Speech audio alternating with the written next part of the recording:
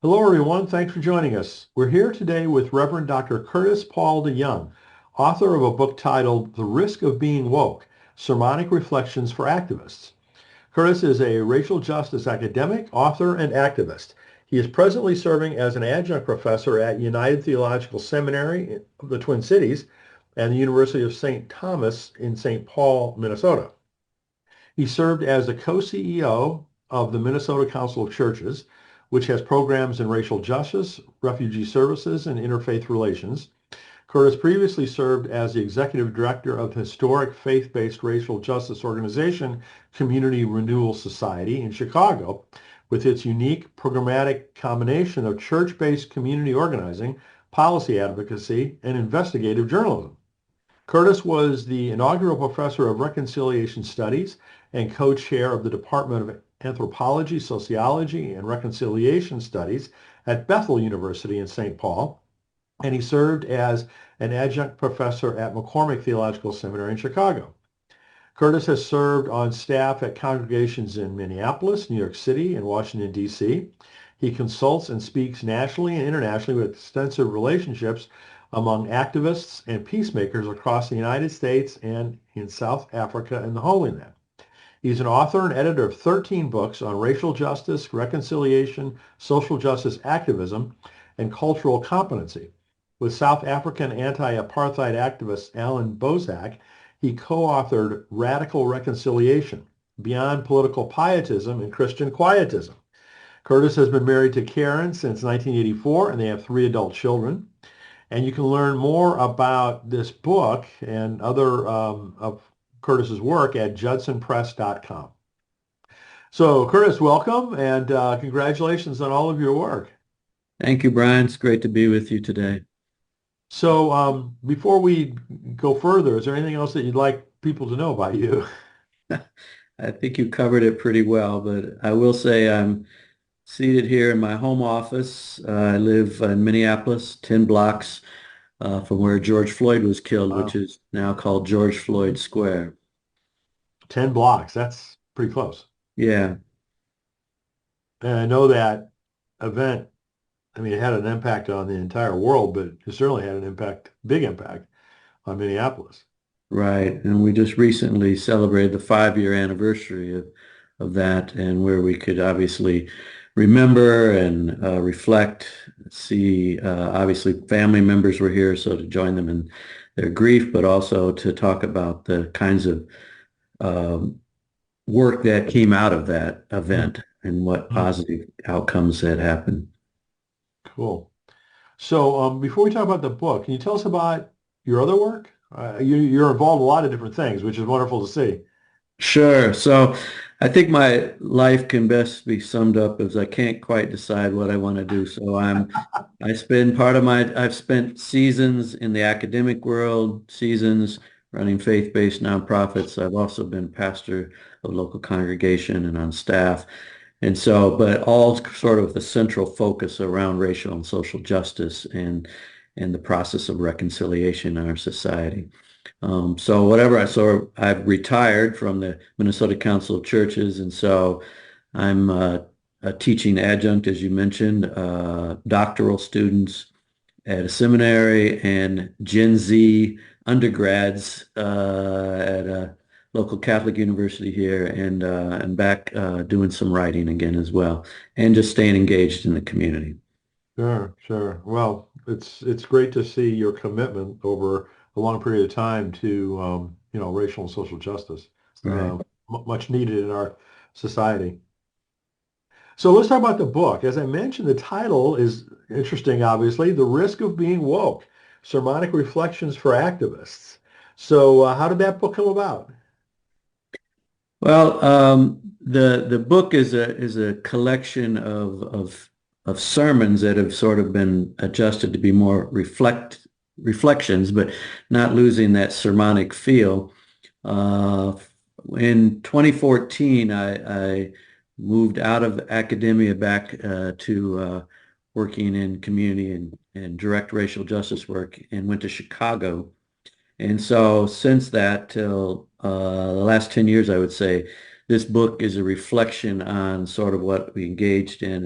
The book really is born out of sort of the front lines of the work. So while in Chicago, a lot of this has been around the killing of Black people by law enforcement, but certainly other racial justice issues as well.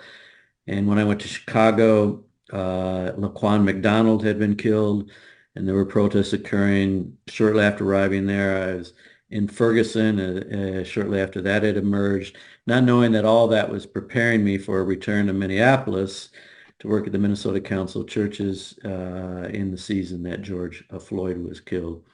And Mm. so, but I've had a long history of working around issues of racial justice here and have been certainly educated and schooled by South African activists and scholars as well. And the never-ending conflict in Palestine and Israel and all that sort of informed.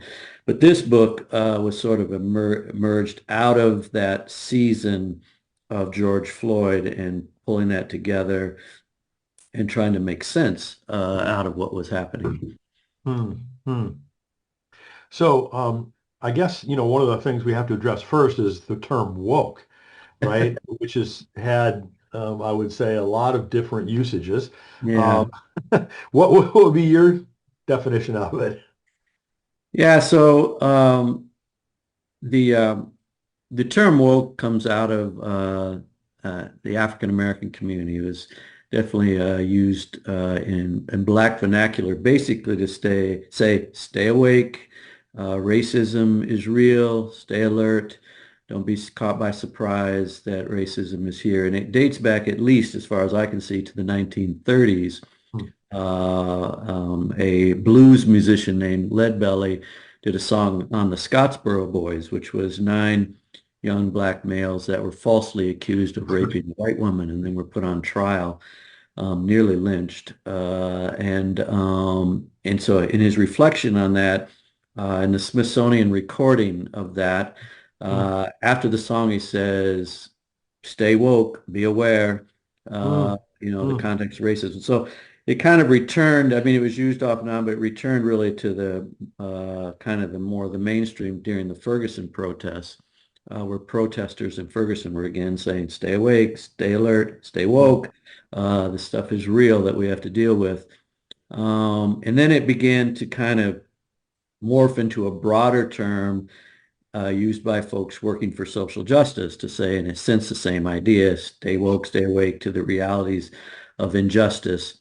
And then now it's been weaponized by those who are against what activists are working on.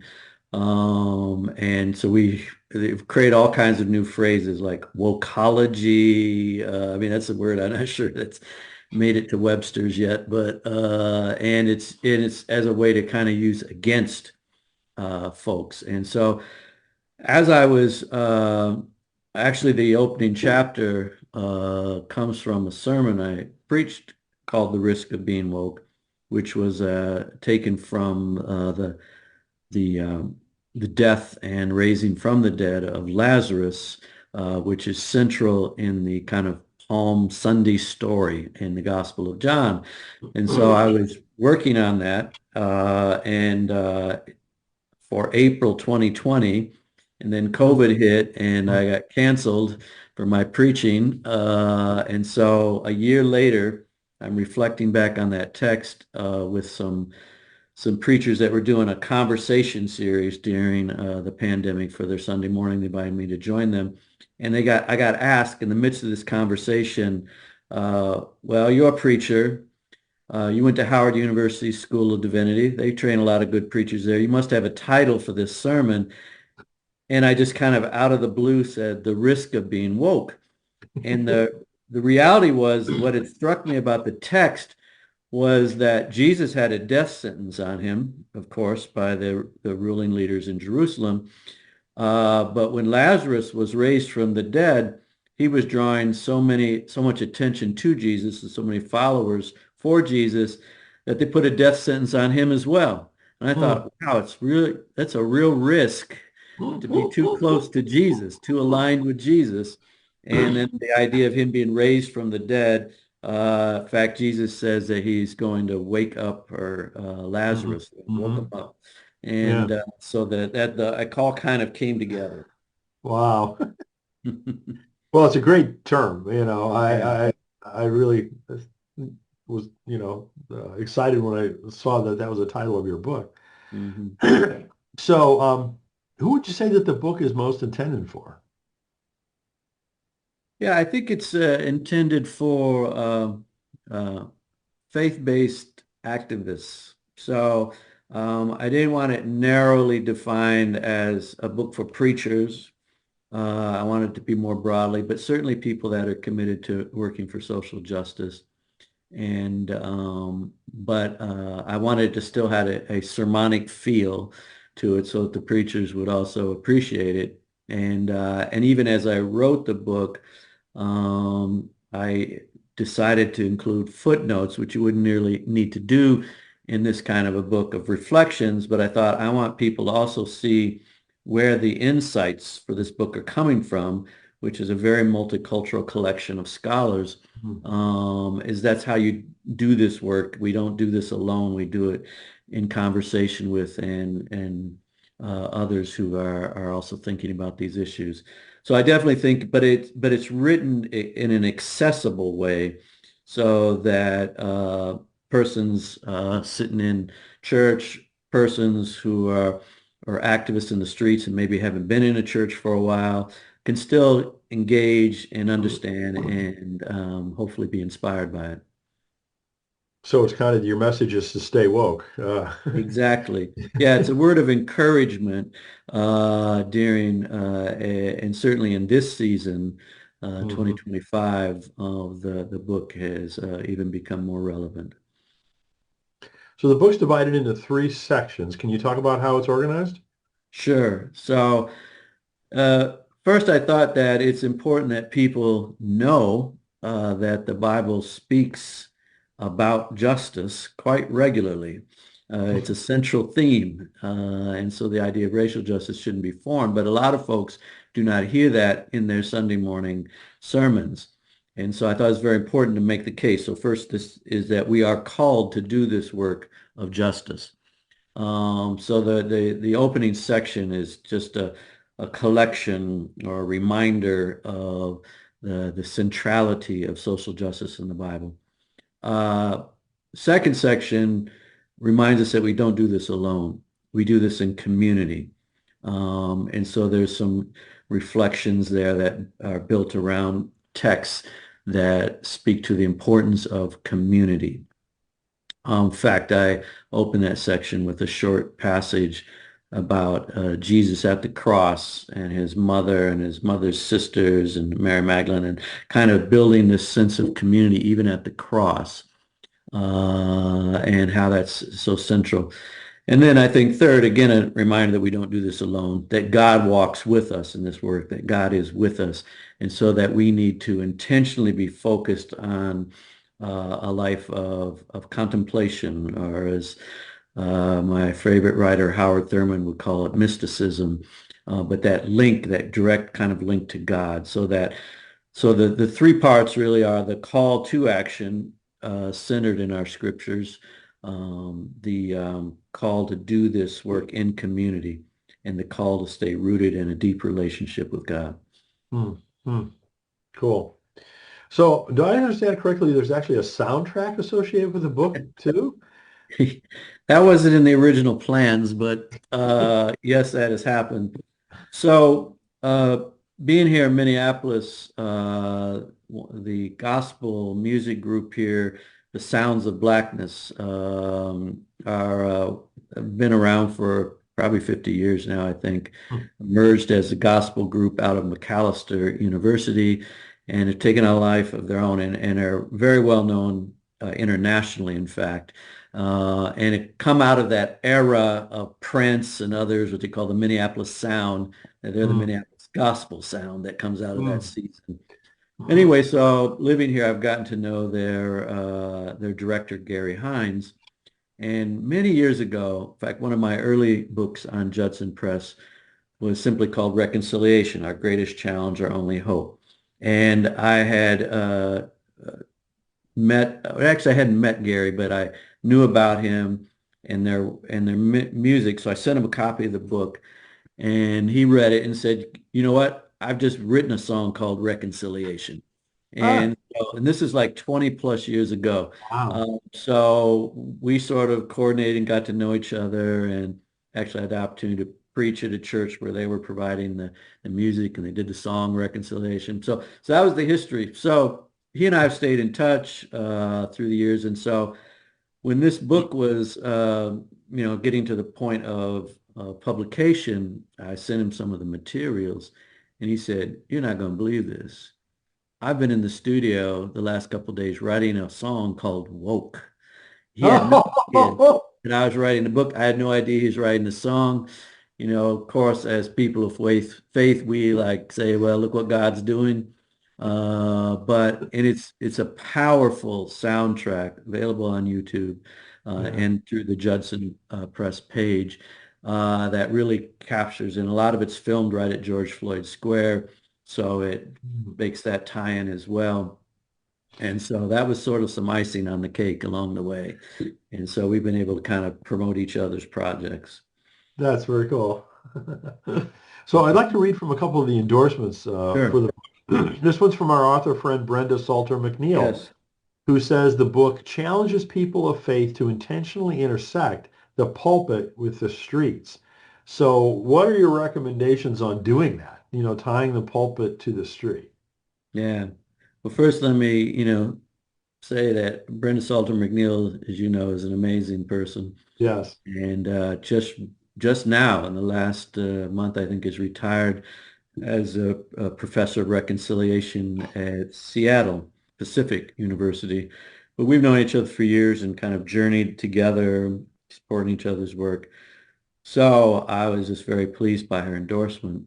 But I think what she gets to is the essence, and one of the hopes for this book is that there is a connection from the activism that we see in the streets, in whether it be protest movements or whether it be in the day-to-day kind of community organizing that happens in communities, and what's happening inside the church walls through the preached word.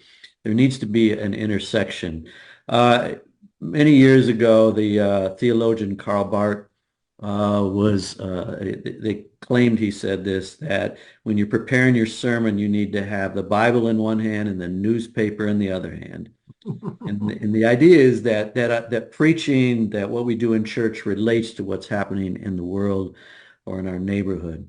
And so that's where this book, I believe, has been born out of. It's been born out of context of community and context of protest and context of activism, yet also uh, certainly centered in the scriptures that we preach every Sunday in our churches.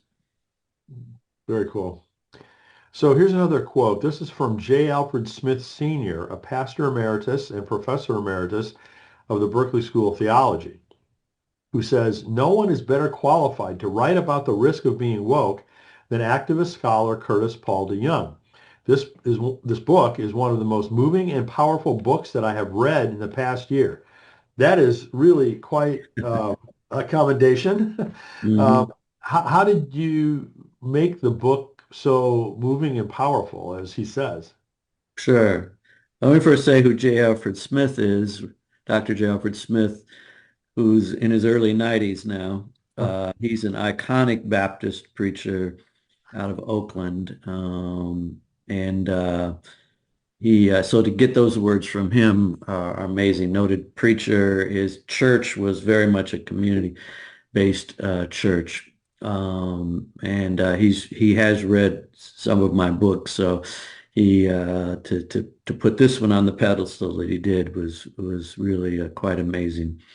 I think that as writers, we need to find ways to make our books and our writing relevant and help it connect to the reader and hopefully be inspiring. But I think for this kind of work, keeping rooted in the reality of what's happening, kind of back to Brenda's thing, the connecting it to the streets, to the real work is incredibly important, and that it have a narrative feel to it, that there be a storyline that goes. So you've got the scripture storyline, and then you add to it the storyline of today of what's happening in our reality that makes it moving and inspiring. And hopefully, as I mentioned earlier, pulling on a number of outstanding scholars, scholars of color, women scholars, scholars from marginalized communities, because we're talking about racial justice here. So this needs to be rooted and tightly connected to the communities that are most affected. So I think that has a part of it as well. And then as a preacher,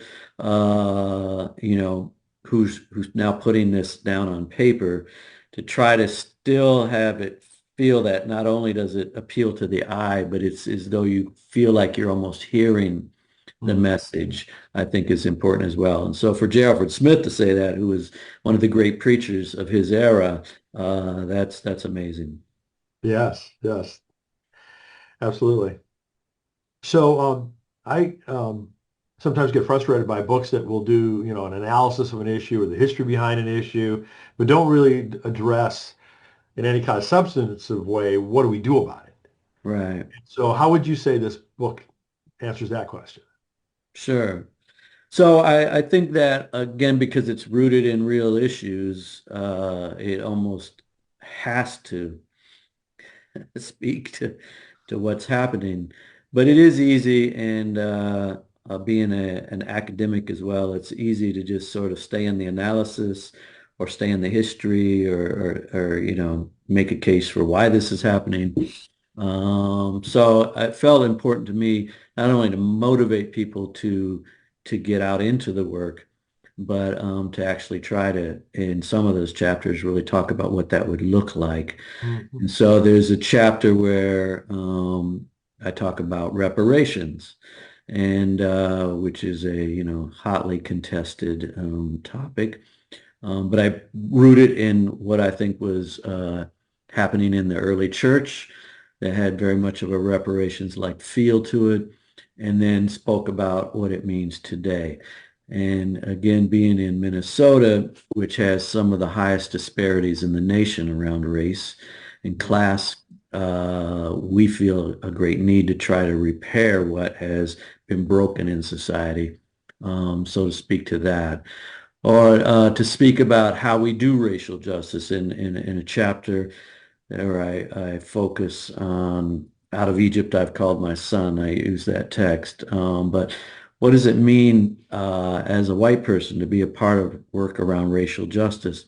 And so I speak to that at various points in the book. So I do think that it's critical that this have a instructive and empowering reality to the book, as well as just saying, go get out there and do something to put some direction around it, but leave some space for God's call in our lives as well. Mhm, mhm. So what would you like readers to most take away from the book? I think in this season, and probably similarly when I wrote it, that it's tough work, the work of racial justice, the work of social justice, the work of social transformation. It's hard, it's difficult, it's often you do not see success immediately, and sometimes not even in your own lifetime in the way you would want to see it. So it's this kind of, hopefully this book helps people stay in this for the long haul, to make this their Mm. life journey.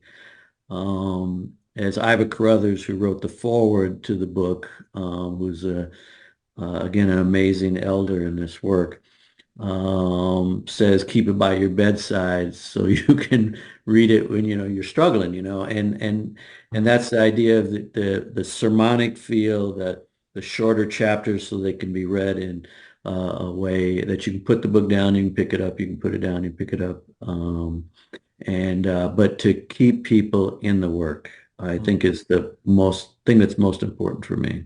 Mm.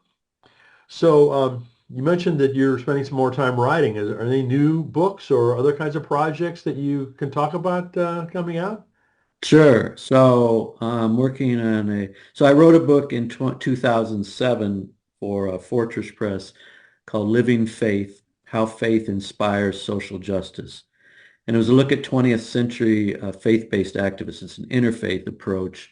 I took three particular people as sort of the narrative focus, but looked at many. So that was Dietrich Bonhoeffer, Malcolm X, Aung San Suu Kyi from Burma, Mm, mm, and but looked at the 20th century and looked at many others, Desmond Tutu, Rigoberta Menchú, Oscar Romero, Dorothy Day, etc., all became a part of the thing. Well, in the first 25 years of the 21st century, we've seen an amazing uptick in activism and a younger generation. As I mentioned earlier, I'm teaching with Gen Zs. I've taught previously with millennials, and their way of interacting with faith, religious faith, differs from that often of their parents or previous generations. But it's not like it's unimportant. It's a different way of intersecting as it speaks to doing the work of justice. So right now I'm in the process of finishing a revised and expanded edition mm, that brings everything up to date and then looks at current activists and what they have to contribute to that. So that'll be out in 2026. mm, And then my research interest these days, I mentioned earlier that my favorite writer is Howard Thurman. And as many folks know, Howard Thurman was really the mentor for the civil rights movement, the faith yeah, leaders of the civil rights yeah. movement, and best known for Martin Luther King, but you can go across the board. Jesse Jackson and many others benefited from him. So I'm studying and trying to find folks who have reflected on his mentorship and trying Mm, to understand, mm, is there something we can learn about the way Thurman mentored that helps us mentor and be mentored to again to sustain ourselves in this work of racial justice. And so I'm looking at Thurman's mentors, people that mentored him. mm, One best known is Mary McLeod Bethune, mm, Thurman himself, and then the many people he mentored. My primary mentor in life is Reverend James Earl Massey, who died some years ago, but he was a mentee of Howard Thurman. So I have sort of a link in my mm, own journey as well there. But it's an amazing, and there's kind of I discovered along the way a whole thing called critical mentoring that's sort of emerging a way to think about mentoring. mm. And so, like critical theology or critical theory, it's kind of like how do you look at issues of justice and the way systems are framed in the work that you're doing. So in this case, mentoring. So Thurman did that, but Mm, he also was a mystic. So there's another piece to his mentoring yeah. approach that makes it very, I think, unique. So Mm, mm. I'm in the Very research phase interesting. on that. Don't have a publisher or anything yet, but that's what I want to get to when I finish this current work. Interesting. Well, keep us posted on both of All right, those. sure. So, Curtis, I really appreciate all of your work. Many congratulations on not only this book, but a lifetime worth of really great work. And again, the title of the book is "The Risk of Being Woke: Sermonic Reflections for Activists," and you can check it out at judsonpress.com. Curtis, thanks so much for joining us. Thanks, Brian. Appreciate it.